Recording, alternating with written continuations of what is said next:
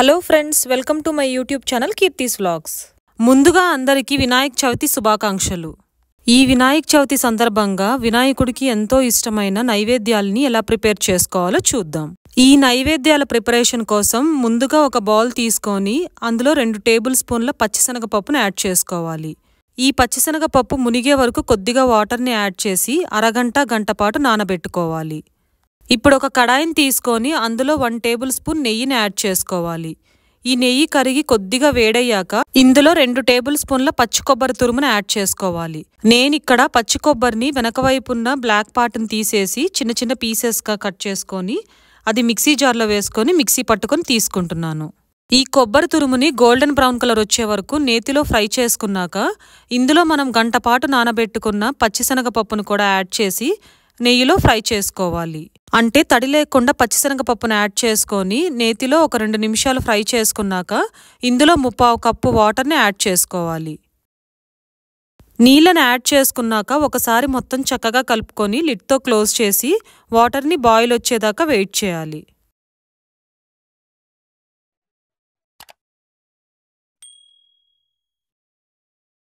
ఇలా water boil వచ్చాక ఒకసారి పచ్చిశనగపప్పును చెక్ చేస్తే చక్కగా కుక్ అయి ఉంటుంది. ఈ స్టేజ్లో మనం చిటికెడంత ఉప్పేసి ఒకసారి మొత్తం చక్కగా కలుపుకోవాలి. ఆ తర్వాత ఇందులో ఒక 1/4 కప్పు బెల్లంని కూడా యాడ్ చేసి బెల్లం కరిగే వరకు ఉడికించుకోవాలి. బెల్లం అంతా ఇలా చక్కగా కరిగాక ఇందులో 1/2 టీ స్పూన్ యాలకుల పొడిని యాడ్ చేసుకొని ఒకసారి మొత్తం చక్కగా కలుపుకోవాలి. ఫైనల్గా ఇందులో 1 కప్పు బియ్య పిండిని యాడ్ చేసి ముద్ద కన్సిస్టెన్సీ వచ్చేదాకా కలుపుకోవాలి. నేనిక్కడ పొడి బియ్య పిండిని యూజ్ చేశానండి. మీరు గనక తడి బియ్య పిండిని యూజ్ చేస్తున్నట్లయితే కొద్దిగా వాటర్ని తగ్గించుకొని యాడ్ చేసి ముద్దగా కట్టుకోవాలి.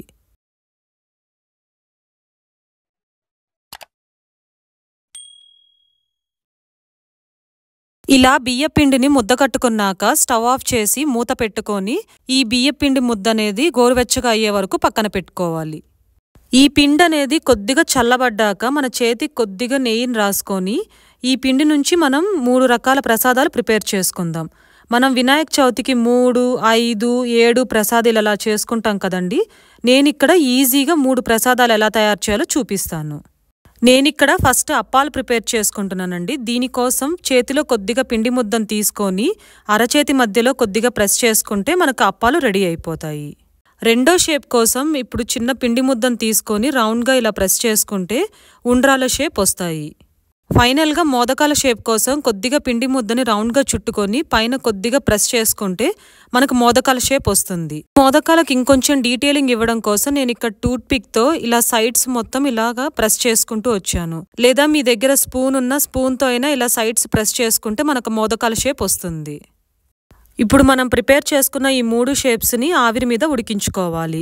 దీనికోసం ఒక ఇడ్లీ పాత్ర తీసుకొని దాని మీద కొద్దిగా నేతిని అప్లై చేసి మనం ప్రిపేర్ చేసుకున్న షేప్స్ అన్నిటినీ ఆ ఇడ్లీ పాత్ర మీద పెట్టి వీటిని ఒక 10 నుంచి 15 నిమిషాల పాటు స్టీమ్ మీద కుక్ చేసుకోవాలి.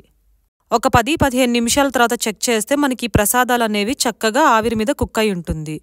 ఇవన్నీ చల్లారాక మనం దేవుడికి నైవేద్యంగా ఈ ప్రసాదాలను సమర్పించవచ్చు. ఈ వినాయక చవితి సందర్భంగా మీరు మీ ఇంట్లో ఈ నైవేద్యాలన్నీ ప్రిపేర్ చేసి దేవునికి సమర్పించాలని కోరుకుంటూ వినాయక చవితి శుభాకాంక్షలు.